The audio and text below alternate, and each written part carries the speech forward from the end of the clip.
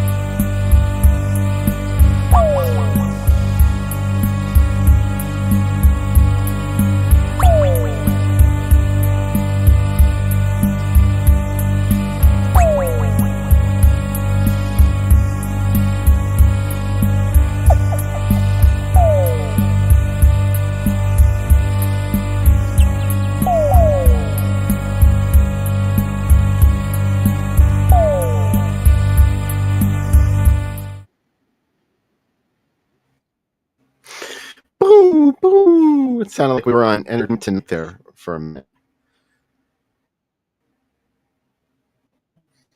Welcome back to the DIADF, and hear me? I still had some music going. I still had the boop, boop, Hello. boop, boop, boop, boop. Can you hear me? Guess not. Oh. Yeah, now I can hear you. I said there were so many boos and that it was like entertainment tonight. Yeah. Da-na-na-na-na-na. How's it going? Hey, Mike. Hey, everybody. I'm not getting Mike. Now I can't hear anybody. Huh. I can hear Bill. I cannot hear Mike. Oh, boy. I think I came back and ruined everything. I can't hear you. And you're not muted. So I don't know what's going on.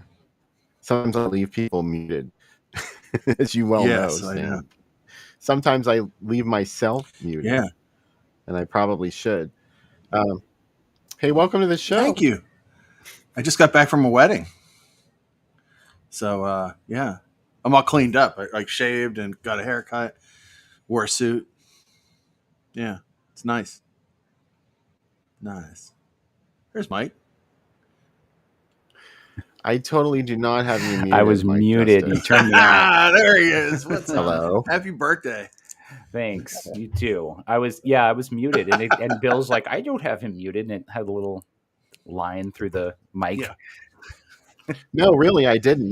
My icon did not have your mic muted, so I don't know what was going on with that. That's how Bill shows power, by keeping you muted. That's what I thought. I was just I know he's just like, the one star comes out of a Helen Lawson show, and it's Helen Lawson. That's me, baby. Did you have you seen? That's because all you want to do is dilly dally about Mommy Dearest. I know. that video I made, that mommy, that the Faye Dunaway voicemail thing played at the Honolulu Gay and Lesbian Film Festival, and somebody told me that the screenwriter of Milk, what was his name, Shane Lance Black or whatever, was texting the whole time, and then when that video came up of Faye Dunaway, he stopped texting and looked up at the screen, and then when it was over, he went back to texting. And I was like, that's all the compliment I need. You stopped an industry text from happening. Yeah.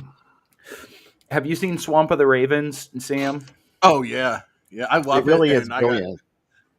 I saw a couple people talking shit on it in the chat, and I get it. I don't expect people to like this movie. I like that it's a battered print. I like that it looks like shit on Tubi.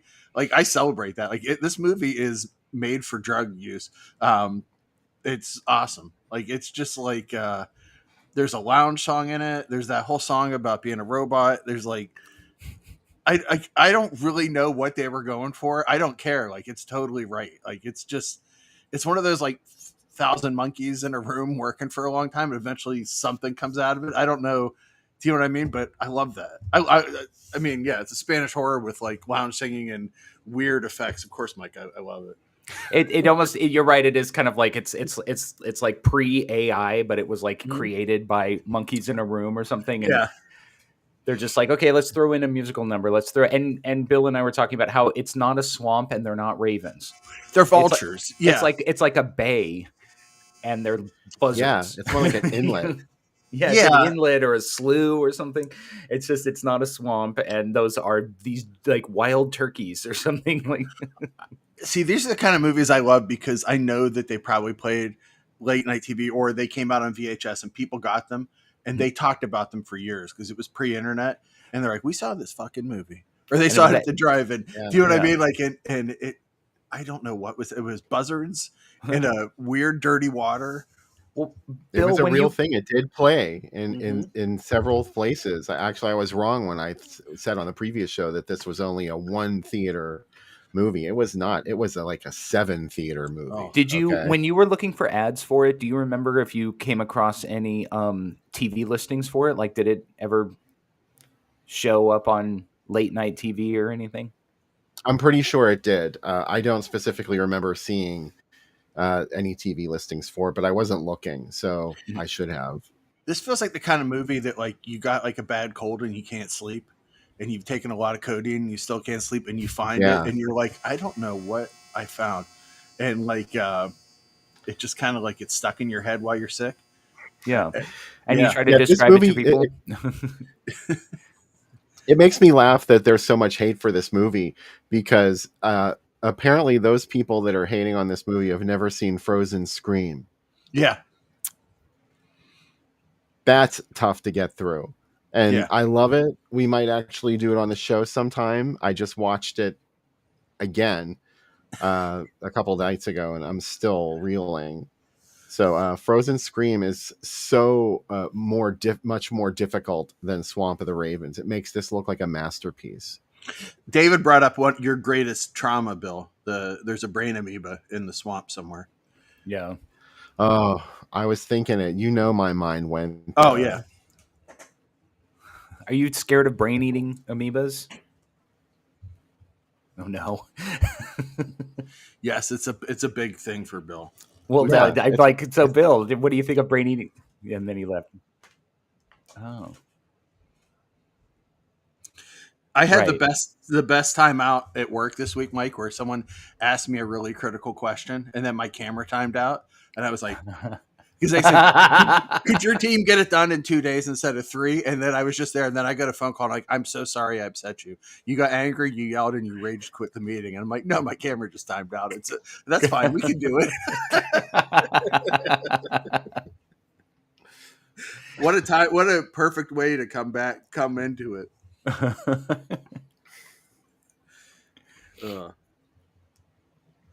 So anyway, the somebody in the chat said that there's a MSK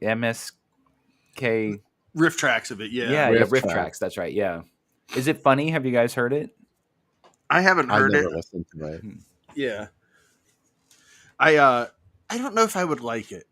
I do you know what I mean? Like I have a weird soft spot for this movie, and it would kind of upset me to see people make fun of it. Right. I wrote the lyrics down to the song for you guys. That song is insane. Said, never, never will you fly from me, lifeless heart that doesn't beat after all. I have such feelings for a dead robot. Wherever you may find yourself, I wish you were dead. My own robot, my lady. That's good. What about the part? It was like he said, "You tear yourself apart with angry rages" or something. Yeah, it's almost like the something from So I Married an Axe. So I Married an Axe Murderer kind of speeches at the. Yeah, his spoken word. Yeah. Robot, bot, you are the one. Yeah, that movie's a genre, by the way, Mike. I just want to inform you, it definitely is a genre. Yeah, I think so. It's got like sisters that have a weird background. One sister's crazy, the other one's covering up. It has hatchet murders right in the title. Yep. So yeah. Daryl wants to talk about the elephant in the room, the similarities with Reanimator. Oh yeah.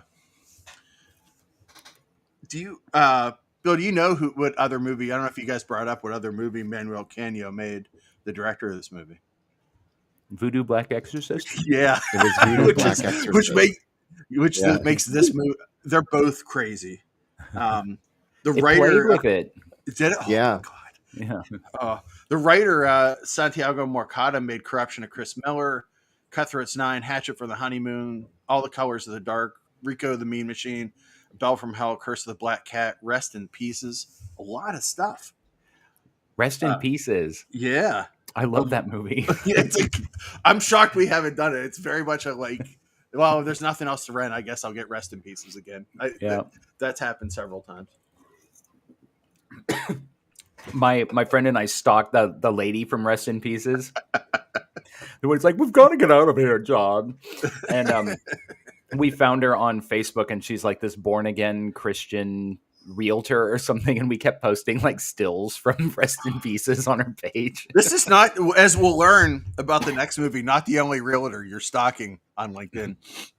That was once in a movie or like inspirational speaker. Oh yeah, exactly. Yeah. Oh yeah. See, it played with Voodoo Black Exorcist. I think that everybody that went to see this went insane. Don't you think? Like everybody that went to the Melbourne Fair Park, like this is like, it was like The Ring for everybody that went to it. Like 3 or 4 days later, they just shit themselves uncontrollably. Yeah. They're like, I don't know what I saw. Well, I was thinking about how like they're sort of unwittingly becoming. They all ran out of their homes. Yeah, and they don't know that they're getting like a marathon of this director's vision. Yeah, like it's 3 straight hours of this man's storytelling and yeah, and storytelling in quotes, right, but whatever you want to say. But his voice, I would be there for it. Voodoo Black Exorcist is just as crazy as this one. Yeah. I mean, it's absolutely batshit insane. So, but I just realized there's a nice fixed up version now, and you can see total full frontal male nudity in the Voodoo Black Exorcist. And I got to tell you, I was a little shocked by what I saw. Did you raise from your grave, so to speak? I wouldn't go that far, but there definitely was something on the screen worth looking at. He also made, I'm looking at some of the other movies, he made Tarzan and the Brown Prince, which feels a little problematic today. And, The Brown Prince. Yeah. Hatchet for the Honeymoon is another movie he's listed for. And then, of course, he started making adult movies, as one does. Fantasy 3. As you do. Yeah, actually, he made this is a Wizard of Oz movie. It's wow, he worked on it with Elroy de Glacia. That's pretty sweet. All right, I gotta look now. Now a new obsession begins. I gotta hunt this movie down. This is how it starts. Next thing I know, I'm paying DVD Lady too much money for a file.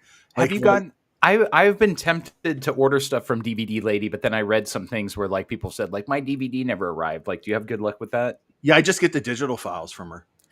Yeah, and she'll email it like in 20. Well, her. I think it's DVD Lady, but DVD Lady in 24 hours she usually sends it. And because there's a bunch of Bruno Mattei and Jess Franco movies I couldn't find anywhere, and finally I was like, you know what, $12 or me spending like what's the worth of 3 hours of my time of looking through hack sites and doing stuff to find one Jess Franco movie.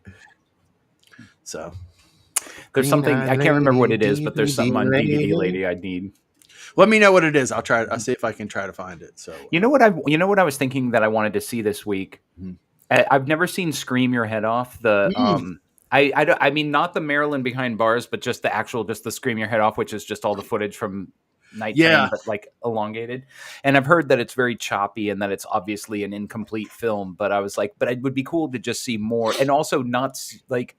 Because like the other segments in Night Train, it also had new scenes shot with like lots of nudity and stuff. And it'd be cool to just see like the original, version when they weren't being sold to medical schools. They were being sold to sheiks or something. I do have the Italian DVD of Marilyn 11 Behind Bars. It's like a whole John Carr collection. It has another movie of his that I haven't watched yet.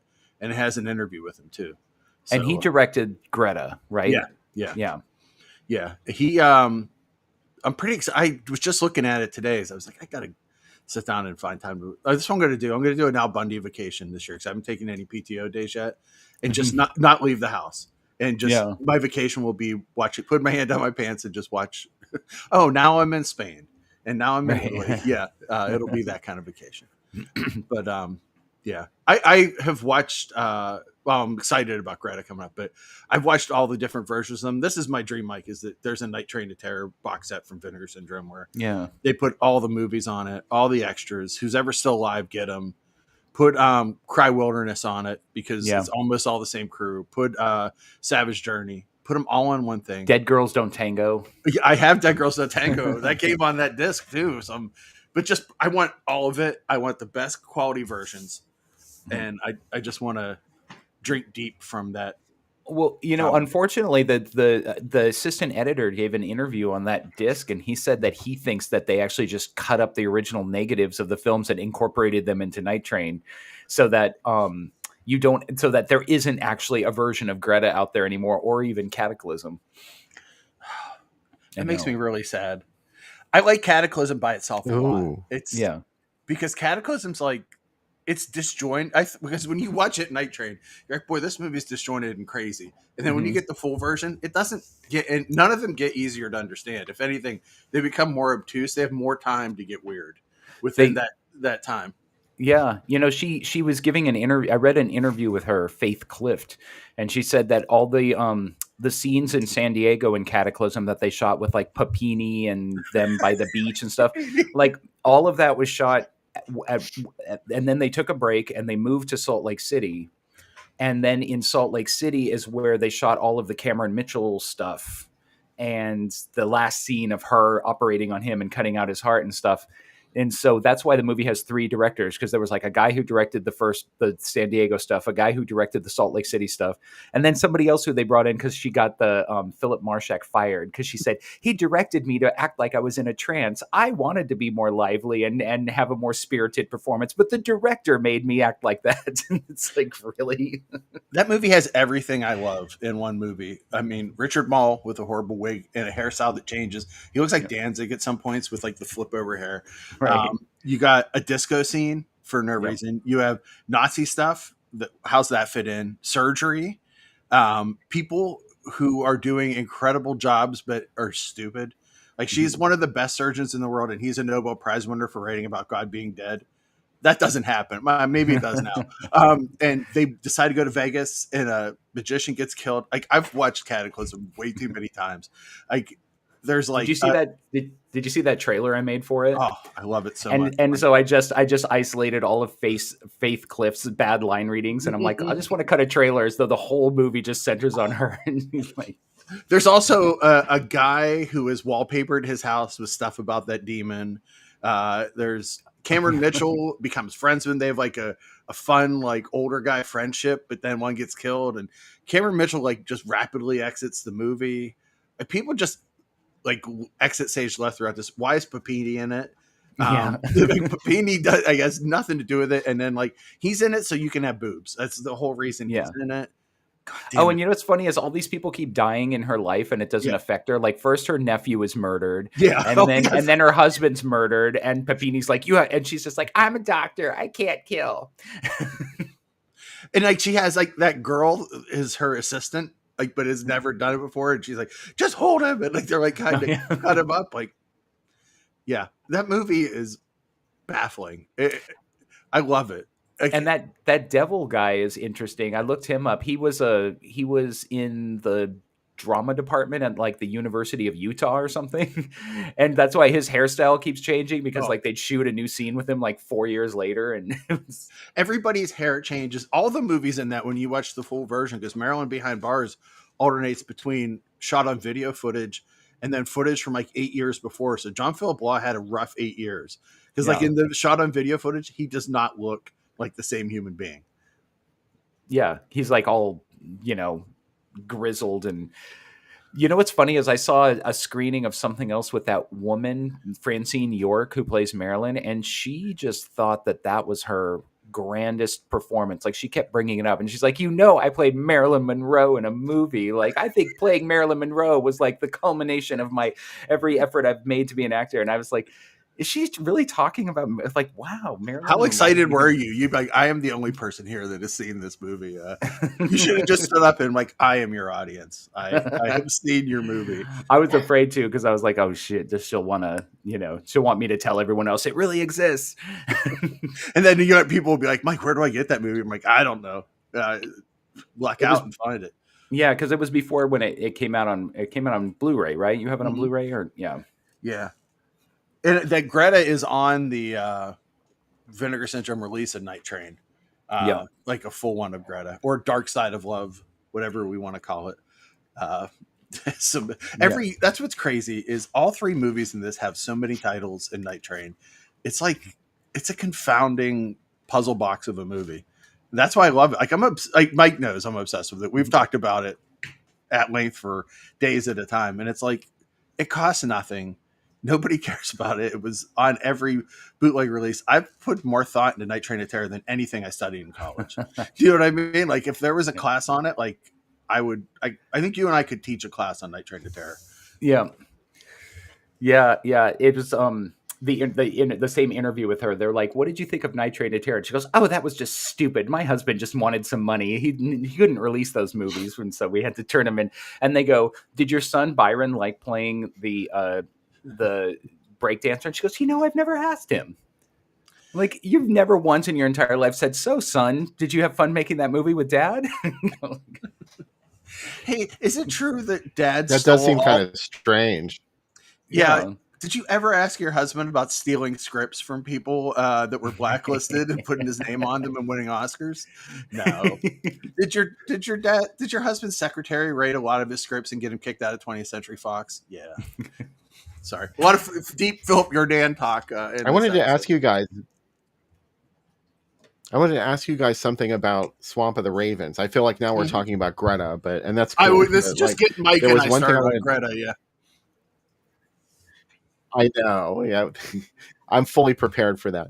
But there was something interesting I found about Swamp of the Ravens, the story. I'm talking about like the actual story that is behind this silly movie. And this was another reading of a movie where somebody said he has the power over life and death. He does sort of, but he doesn't really know what he's doing, and he's making things worse for these people that he wants to like save people and keep people alive. And now all of a sudden he's just killing people and like doing whatever he was doing. It was a little vague. He was dismembering that one guy, cutting him open. But it's all the same impulse that people have when they do things to, there was an uncomfortable parallel there with people keeping loved ones on life support.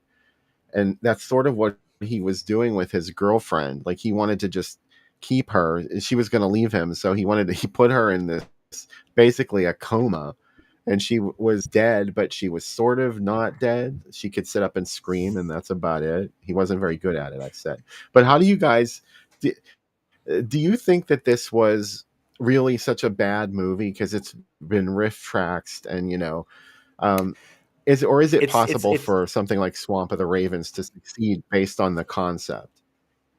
I think it was. I think it's a good movie. I mean, I don't think it's a bad movie. I think it's confusing and it's arty, and it's the kind of movie that if you were in college and you saw it, you'd be like, "Oh, bro! Like, there's a scene where people sing and there's a real body being cut open." And so I think that's the people who think it's bad, or just people who are just sort of like, hey, it's wacky, it's eccentric, like.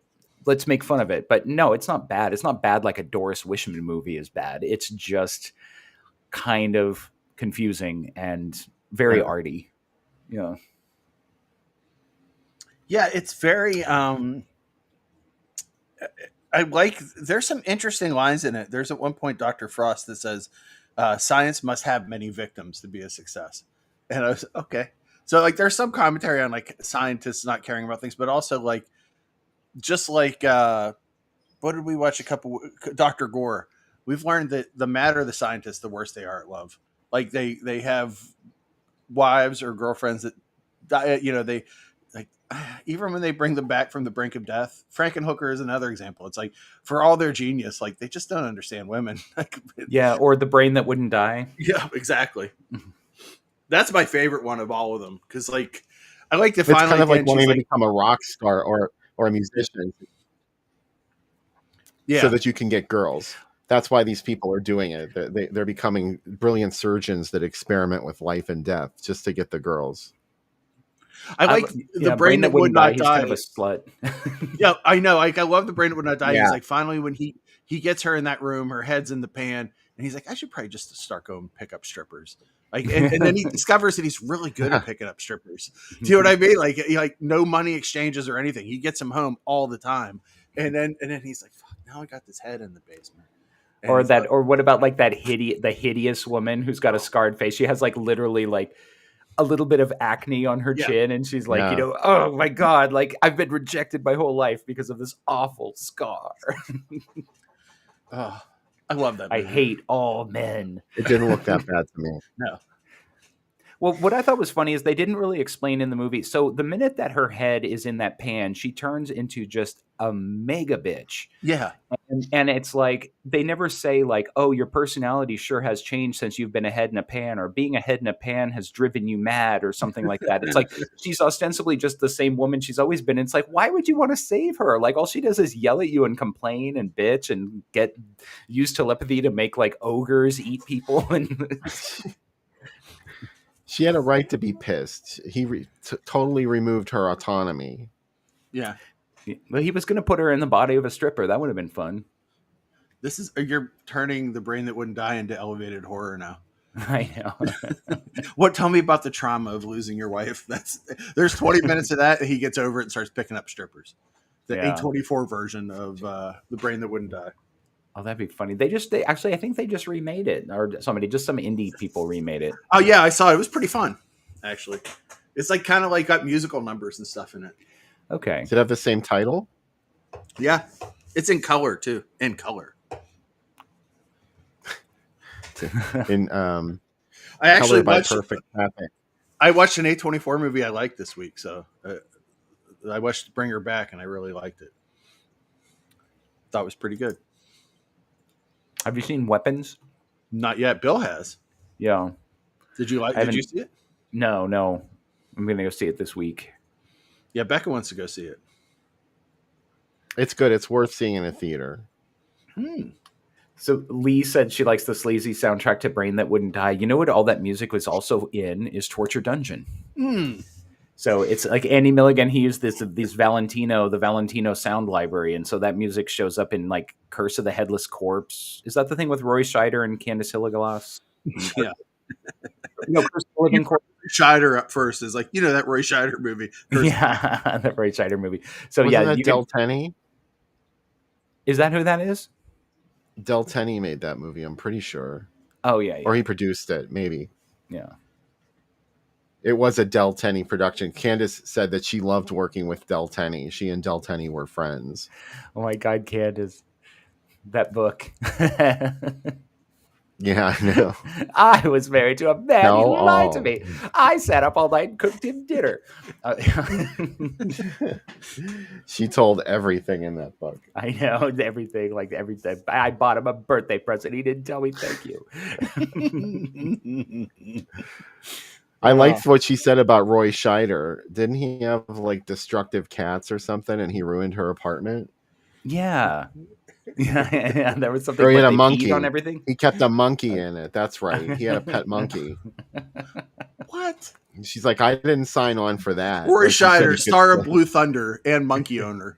Yeah. I mean, that was before Blue Thunder. Yeah. It wasn't like Lion King level or anything, or was Tippi Hedren level. Was Blue Thunder? Is it true that he made Blue Thunder just so that he wouldn't be forced to make Jaws 3 or something? Yes, exactly. He said, "Sign me up for whatever you got," and he got it.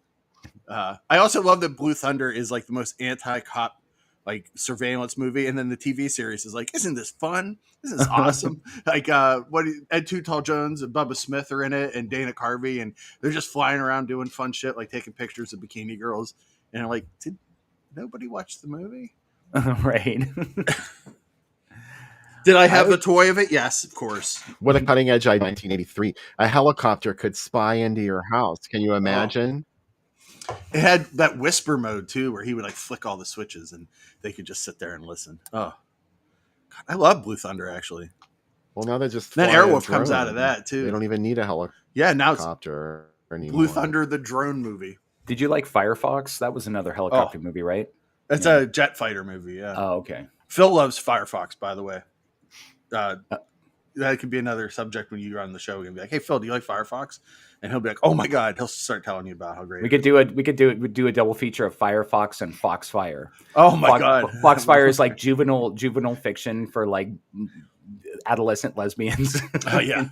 There was a not Foxfire, but a Firefox Laserdisc arcade game that Atari made, and it was like just like Space Invaders, but they put the ship, like a little tiny video ship, on top of the screen, and when you would get through a level, like Clint Eastwood would be like, "Good job," just be like, give him a thumbs up, and I was like, "Oh my God, this is the future of video games." It was not. Imagine if it was a Foxfire game though. And it was just like young lesbians, and you have to guide them. Right. Like to get to the next level, you have to tattoo a rose on her breast or something. Yeah. More video games for movies that didn't have them. I like a Bonfire of the Vanities game. Oh. Bill's gearing up some ads. Yes. Or some news. Mike, do you want to look at your images that you sent? Yeah. So I knew there weren't any ads for this movie, so I came up with some images, and then also Bill, you came up with you got some the VHS box and stuff on there, right? Yeah. This is an article. This is a Meredith Hayes. After she there was is some stuff else. Let's look at your stuff that you sent first. Yeah, she opened a thrift store in Tampa. Wow. Greta herself. Yeah. It's. I'll wait because I have a lot of comments about her. Okay, so there she is. She was and she was also in plays. So most everybody who wasn't already an actor was pulled from the local drama department at the University of Utah to be in these Philip Jordan movies. So she was pulled from there. The guy who played the devil in Cataclysm was pulled from there. Oh yeah, and that's her in her. Well, this is back to her thrift again. Shop. She's always been chasing after the spotlight though, because like, who else owns a thrift store and gets two separate newspaper articles about them? Like not even Edith Massey. Exactly. She had a good PR person. Exactly. Well, she's always been sort of. I mean, that's what that's how actors are, right? I mean, they're not shy. Yeah. Oh, here's some more actor photos. And she does look. She's good. She's doing a Greta face in that. Yeah. Oh yeah, there she is now. Oh wow. Nice.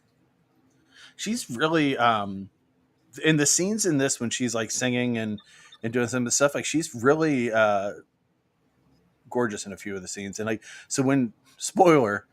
Now, there's other times where you're like, wait, is that her? Like, whenever she changes her identity at one point, it's especially it's very strange. I like this one. Yeah. Wow, the cookie lady. Oh, Meredith Hayes, cookie lady. Her Facebook page says. It says what your occupation. It says public figure, and I'm like, okay, then I can just grab all these pictures off. Yeah, exactly. She's a public figure. I love this. She was on for, I don't know why she was on Jimmy Kimmel, was for something else, but I love the idea. I wish he was asking her about Greta. You know what? She probably like hosted a local talk show, and you know they send the NBC guys around to do like it up fronts, and they're like, oh, well, it's just everybody get a picture with them. So, you know, or they do the video where it's like, hey, I'm on channel 11, you know, in the mornings, watch me at 11. Yeah. And she was in like Tampa City daytime TV, like going on to talk about, you know, her book or something. Yeah. And like, hey, Jimmy Kimmel looks completely just placid right there. He's just like, okay, moving on. Yeah. Thank you. She's like, I was hate in posing Greta for photos like that. Yeah. I was in Greta, and he's like, okay, great. She's like, but you know it as Night Train to Terror. Yeah, he's like, I was in Taxi with Queen Latifah. That was the end of my career. You saw that? Oh God, you saw that? You saw that headshot of her from like the Greta days. She posted that, and somebody in the comments said, "I didn't know you used to be an actor," and she replied, and she goes, "That was a different chapter of my life." Oh, and I think what's his name? Mark Huke. Do you know who I'm talking about? H-E-U-C-K. Mark Hoyk. Yeah, Hoyk. Yeah, he asked me to, you know, what he approached her because he was booking some movies or something, and I think maybe one of them was Night Train, and he asked her if she would like talk about it or whatever, and he was really barking up her tree, and she thought she was not having it, and I was like, oh, that sucks. David just wrote, she looks like Amy Sedaris, but serious with that plate of meat. I thought he was referring to this photo, not the other one. That she's holding a plate of meat. And I thought he was referring to her breast as a plate of meat, which I've never heard before, so I'm like, that's a good one. Oh, I thought he meant Jimmy Kimmel was the plate of meat. Oh, maybe. And we all see it different ways. Yeah, we all see it different ways. Jimmy Fallon, Jimmy Kimmel, Jimmy Fallon, they're all the same. You know who loves Greta? Jimmy McDonough.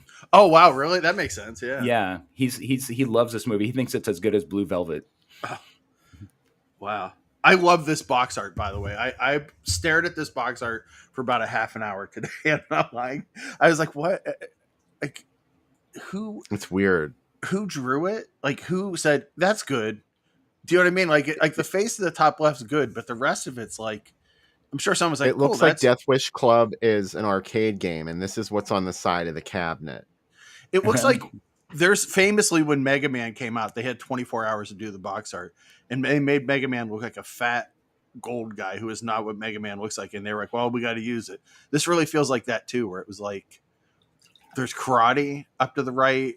The girl's like looking off into the distance. I don't know what that thing to the left is, like a tie and or dice inside. It's like the dice, and it's in the crosshairs of like a gun. Yeah, yeah. And there's a bug on that. And look at the arm. Look, there's the arm with the bug on it. Yeah, It's like someone's like 10th grade painting. They're like, I love Death Wish Club, and the teacher's like, nobody else knows what that is. Yeah, that's what this looks like. Therefore, I love it.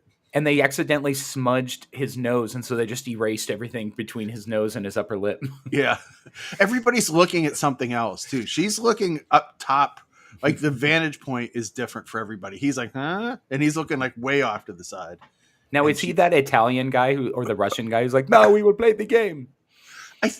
I think so, because it doesn't look anything like the hero of the movie. You know what's funny is I think it's supposed to be him. Yeah. But you know how the Russian guy in this movie was dubbed for the Night Train version? Yeah. And I've listened to his performance in this one and versus the Night Train one, and I don't see why they thought the Night Train one was better. There's not a lot of difference. Unless they're like, we're not paying that guy. He asked for money. Let's just or like, do you think like maybe they're mad at the actors, or maybe like he as an actor was like, you know, so they just dubbed him just to spite him? Mm-hmm. Everybody else was like, hey, they're going to use our footage in this movie, but you were an asshole, and they dubbed your voice. Right. Paging Mr. Herman, telephone call for Mr. Herman. That's the greatest dub. Oh, the greatest dub. My favorite is this is kind of a deep cut, but like in Cataclysm, when Claire Hansen is like visiting her psychiatrist, and we're introduced to the scene by having his receptionist answer the phone. She goes, "I'm sorry, but the doctor's busy with a patient right now." And you could tell it's just Faith Clift herself. Like Philip is just holds a microphone. He's like, "Dude, record her voice. I don't want to pay her." And so she's like, "Sorry." Oh my God! Oh, this is from the book. This is based on, right? Correct. Wow. I don't know. No, this is the VHS box. Wow. This is another VHS title for the movie Carnival of Fools. Oh, so you know what that looked like? It looked like a distressed old pulp novel that's cover, but it's yeah. just a crumpled up VHS box. It's a crumpled up big box. This is the kind of see thing where it was crushed. Young Mike and Sam would be in a video store. I'm like, oh, John Carr did it? Okay, yeah, we'll get it. Yeah. Like, who was looking for that? Rick Barnes, Bucky's real name, the Winter Soldier's real name from Captain America. And you know what's funny is Rick Barnes is somebody, he looks so familiar. He looks exactly like the kind of actors that were all kind of popular at the time. Mm-hmm. You know, he kind of reminds me of like, you know, Paul from Friday the 13th 2, or that guy who was on V who played like Mark Singer's alien confidant, you know, and Ted McGinley type. And so he's very Ted McGinley. Yeah. And so when I saw Greta, I was always positive. I'm like, oh yeah, that guy's famous. Oh, he's in so many TV shows. I think he was on a cop show or whatever. And he's literally never been in anything else. He should be in everything. I'm going to use AI for that. He was on, his daughter used to be on the IMDb boards. Oh, wow. And she would say that, like, she's like, oh yeah, my dad loved making this movie. He said they were all stoned, and like, spoiler alert, there's like this wrecking ball that they spin around that's supposed to smash their heads. And she said that was just an exercise ball, like spray painted black. So it just bounced. What I love is that for no reason, there's a fake Jimi Hendrix in this movie. Like, it's like movie stopping. Like, nobody was like, that feels like, like that feels a little bit weird. Nope. It's in the movie, right? I just throw it in. Well, it's because they're all supposed to be decadent, right? And so they're all supposed to be like, I have to say that, and rich and what, Bill? There's footage that they shot for Night Train to Terror version, and some of the deaths are more explicit in Night Train to Terror, especially the Jimi Hendrix guy. Right. They must have filmed a bunch of inserts. Well, I just spoiled one of the deaths in the movie. I went about that backwards. Sorry. No, but, you could tell somebody everything about Death Wish Club and they can still be surprised by it. That's what kind of movie it is. Because you're like, wait, you're not going to understand it anyway. Like, and if you do, I want you to come on the show and talk about it. There's an extended scene where she's in a tub with a fish, right? And the guy tells her that she lives in the fourth. She lives in the fourth dimension, which isn't our dimension, and she lives in a different plane of reality than us. So you can never hope to understand her.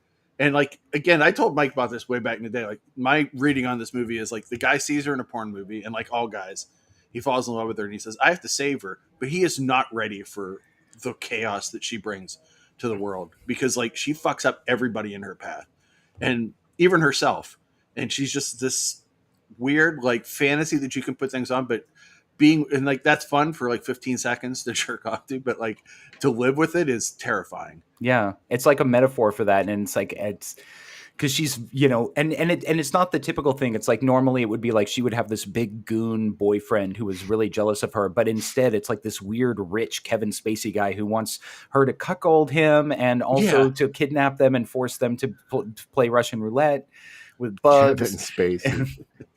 And it's also like, you would expect like a Something Wild, like you said, like kind of thing. Because she should be like Manic Pixie Dream Girl, like before that's a real was called out, but she's not. Like, she's the opposite. Like, she will ruin your life. But like, why, outside of like the lust he feels for her, there's like no reason for him to throw his life away for her. Yeah. And other than it's a movie. Oh, wow. Greta is one of this people's favorite films. Now I'm going to hunt Letterboxd to see who this person is. There's always someone. Yeah. Well, like I said, like Jimmy McDonough thinks it's, he said it was like one of his favorite movies, because he was always like, when I first found Meredith Hayes online, he's like, so like, where is she? Where is she? Oh my God.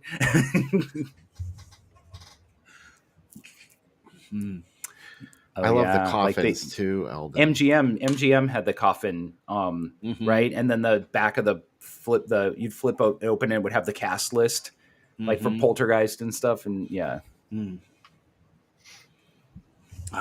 what a time to be alive. A time of Night Train. Or dead. Or dead, yeah. I was when I first, I think we've always talked about this, but like when I first saw Night Train to Terror, like I rented it thinking it was going to be a slasher movie, you know, like Terror Train, and I was just like, this is like the Twilight Zone, but it's in a weird universe, and why is everybody so weird? And like it was just so idiosyncratic. I was like, this is the craziest thing, and then I had to rent it again. I just love sometimes, like when I'm in a bad mood, I just watch the train go to heaven because I'm like, how is that? It's like what? And I just love it, and I like to go back and watch it and just watch the train conductor's performance, right? Because he has so many like I don't think he was from that drama group. I don't think he ever did it. He's just like there. Just go out. Just you're on a train with Satan and the devil playing cards, and you know all these kids are going to die, and just be funny about it. And he's like, I got it. Well, they would just pull people. I mean, like Papini was like their roofer or something, or he was like, so like Maurice Grandmason had a huge career in, if you call just in Philip Jordan movies, like he was in Brigham or Savage Journey or whatever that was called, and that got a lot of play in theaters, you know. And then that he played was CBS movie too. They played a lot of TV, but he was like, what was he? He was their like remodeler or something, or he was doing like installing drywall in their house, and Philip's like, you're a star. I mean, the same thing happened to Sean Connery's brother when they made OK Connery. He was a roofer, and they saw him, they're like, we got to fix his teeth, we got to fix his hair, and he can't talk. Like, let's make a movie. And I love that movie's called OK Connery, because the whole time during his screen edition, they keep test, they keep going, OK Connery, okay. Okay Connery, okay. They also called it Operation Kid Brother or something. Brother. It's great because it has the real like everybody from Bond worked on it. The music, the real M's in it, the real Money Penny's in it, Adolfo Stelli's in it. Like Sean Connery was enraged. Like Cubby Broccoli's like, I killed Ted Healy, you fucker. I'll kill you too. And that's true, by the way. Also about Papini, Chris Erickson is sometimes in our chat. We will call each other in the middle of the night and just yell Papini at the top of our lungs. This is I like when he barges into her office and you get the POV of him just coming in. He rips off his mask and he goes, "I am Papini." Again, we've got to take a break. So, okay, I'll save it. We got to take a break, and we're going to do the drink segment. Yeah. Yes.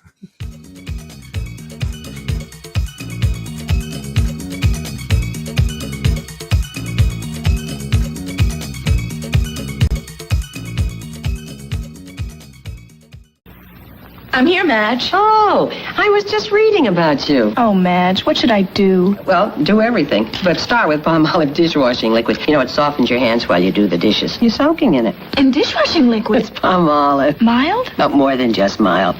Makes long-lasting suds. And remember, palm olive softens your hands while you do the dishes. Madge, palm olive really rings the bell. It's for you, palm olive. Getting blonde was easy. Getting this body wasn't. I push myself because I like how it looks. You know the hardest part? Getting started. Jack LaLanne makes it easier. Especially now, while you can get 6 months free. Face it, if it came in a bottle, everyone would have a good body. Underneath the lake with its silvery surface, my destiny in the form of a body calls. The scales on its body glisten. Promising pleasure, devil, give me new life. I will become one with the current. I'll be in the water, my home. And she was at the keys, beautiful in every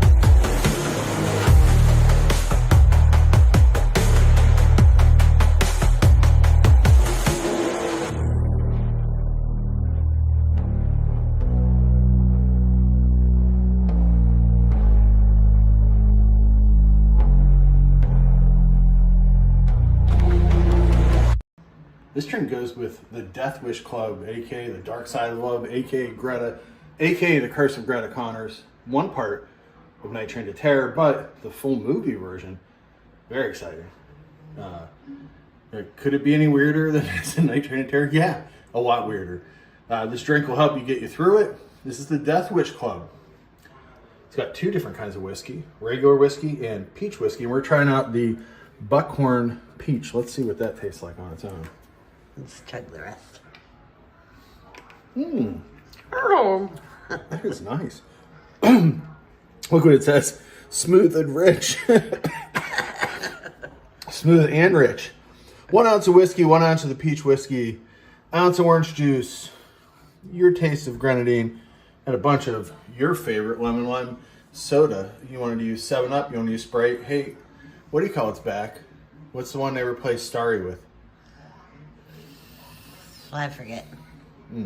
Mellow Yellow. No, Mellow Yellow is the fake Mountain Dew. Not the fake, it's the alt Mountain Dew. Mm-hmm. Sierra Mist. Oh. It's back. So Slice. Oh. They're all back. Guess who's back? Slice is back. Brought a friend. Anyway. You don't stir this. You just mix it. You put it in a little cup. And then, here's where the Death Wish comes in. You have the... Oh. Yeah. Look at all that death. Look at all that death. Look at all them death. What y'all doing with that death?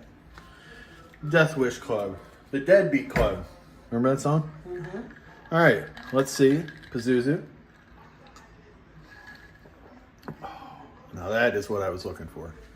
This is nice. The colder this drink gets, I think the better it's going to be. But this is a wonderful drink. Enjoy the movie. Excited to see what you think about it. Enjoy the drink. Excited about that too.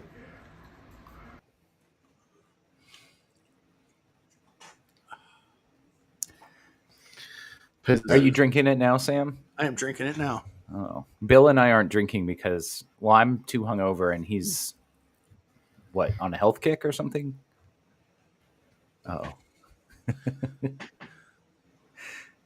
Are you on a health kick, Bill? No, I didn't want to. I just told myself I wasn't going to drink tonight because I thought I was going to have to do the first 1 or 2 segments by myself. But I actually had like a solo act planned. So no one will get to see that. But this is better anyway. Trust me. And I was like, I can't drink and do the show by myself at the same time. That's not yeah, that's idea. right. Because we were saying that he would, at some point, it would just devolve into him being like drunk and like, attacking the, like doing like a Neely O'Hara thing. Yeah. Like, wait, go ahead, go watch someone else, see if I care. Just put on. It could happen. Oh. I might have a drink on the 3rd segment. Though. Okay. I think I'll have some scotch on the 3rd segment. I went to a wedding and it was at a distillery, and all the drinks were free, and it was awesome. It was a bourbon distillery, and it was really nice. So I had several fancy drinks, and I was trying to see behind the bar like what kind of mixers they were using, and the guy slapped the bar and he said no. And I was like, what? like I'm 53. Like shut the fuck up. Like I'm just looking at your mixers. That's literally what I said to him, and he went okay. Well, did he think that you were gonna? It's like you were peeking behind the curtain at the Wizard or something. Like I didn't see like, am I going to steal a bottle? Like I think I'm well beyond stealing a bottle at this point. Like I just wanted to see what bottles they had behind the bar to see what brand they were using in my drink. It seems like a simple. Well, he probably thought you were going to go back there and try make it. Yeah, yeah, you're gonna go mix your own like Madras or something. Yeah, I don't want that. I just want to see what you're doing, dude. But yeah. It was good. So the only complaint about that, it was nice. I'm sure people do that. Oh yeah. That people are jerks. I can't start singing Deadbeat Club because I'll sing it for the rest of the night. That song is way too insidious. It's Deadbeat Club.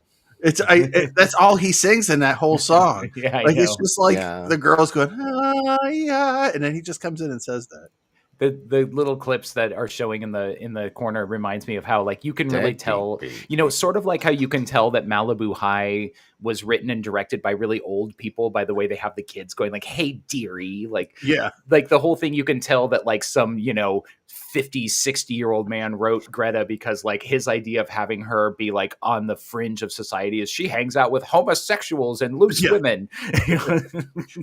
Oh my God, she puts on a short wig. Yeah. And so it's a good movie and I like it and everything, but you can tell some of the more shocking bits. You're like, okay, this is seriously, obviously you could tell that this is from a guy who was writing movies in like the 30s or the 50s, and it's like, I think also it's funny where it's like today you could look at this has a lot of hot button issues of today in it, but it's not true. They're not treated well at all. Like, I'm not trying to make this elevated horror is what I'm saying. Well, there is like there is that we won't spoil it, but there is the whole way that he cures her from being Charlie. Yeah, and the psychiatrist gives him this advice, and it's like, what? Okay, I mean it works, but I have a question, Bill, about Madge. Like, what is Madge's deal?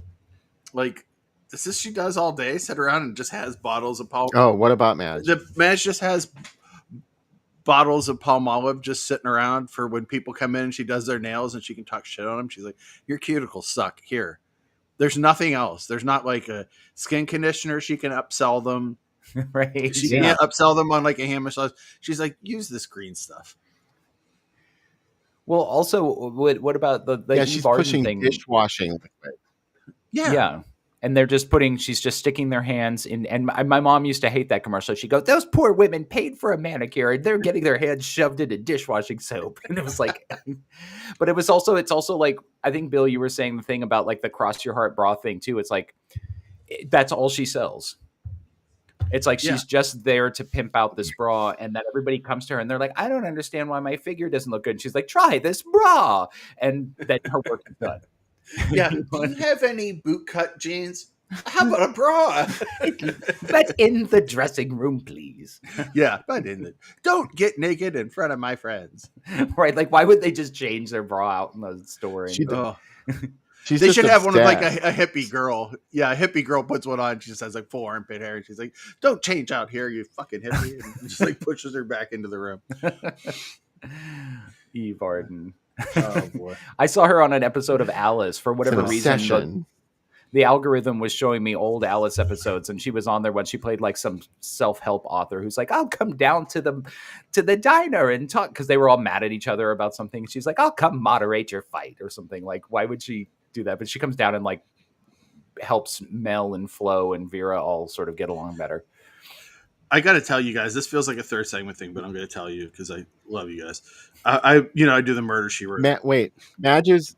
Oh, sorry. Madge's. One more thing about Madge. Her whole rap where she says this shit to the women all the time. There's a note of desperation in it. Yeah. Because she says, they're like, Madge, what do I try? And she's like, everything. And use Palmolive dishwasher, like, try everything because none of it's probably going to work. That's the message that she's sending. Do you think that she people. hates You're not going to stop your hands. Madge has created her own business and she's worked hard her whole life. And these rich women just come in during the day while their husbands are working and say, can you do something with my hands? I'm like, why are your hands so bad? You don't do anything. My husband's going to leave me because of my hands look mannish. Yeah. My husband's going to leave me because he said my hands are rough during old fashions. She implies that. Yeah. She really implies that. And she doesn't do anything to bolster their self-esteem. Yeah. Isn't that her job as when you go to the salon? Isn't it for that kind of thing? Yeah, at least Miss Morrow's customers were happy when they left her bra shop. Yeah. Well, you ruined my figure. I improve your figure and you ruin mine. And you ruin mine. I like that she oh God, she's so mean. Madge? Yeah. A mean person. I know. And what was like the whole thing of like, like the jokey, like the Hanna-Barbera, like let's all dissolve into belly laughs ending of the commercial was just she's like, it's like a bell went off. And she's like, it's for you, Palm Olive. Yeah, she's totally not funny. She tells She's the like worst dad jokes. Well, and it's like she's trying to make fetch happen. Like she's trying to make Palm Olive be a punchline. Like, oh God, we talk so much about Palm Olive. It's like we can't escape from him. And the woman's like, no, you're the one who's fucking obsessed with Palm Olive. Like, why would imagine if it really was Palm Olive? And she's like, the calls are coming from inside my salon. Palm Olive. She's being stalked by Palm Olive. Oh. I was going to tell you guys, I watched season 3, episode 1, the big comeback episode, 2-parter, Murder, She Wrote, which rarely happened. And the cast of this episode, holy shit. I just got to tell you guys the cast because I got so excited. Martin Balsam, right? Pretty big.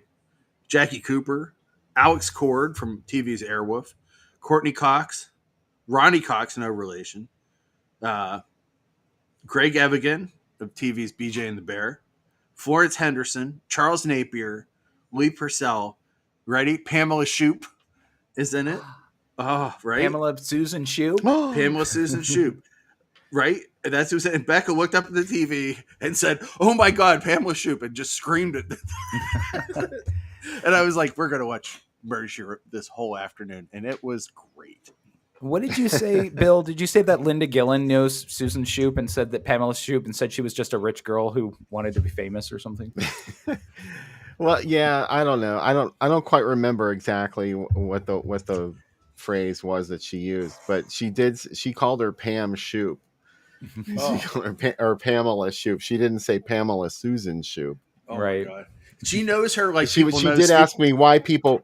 She didn't understand why people wanted to go meet Pamela Susan Shoop at conventions because I was trying to talk her into doing conventions. Right. And she's like, well, I don't really understand what it is. And I was like, well, you mentioned Pamela Susan Shoop. She appears at conventions.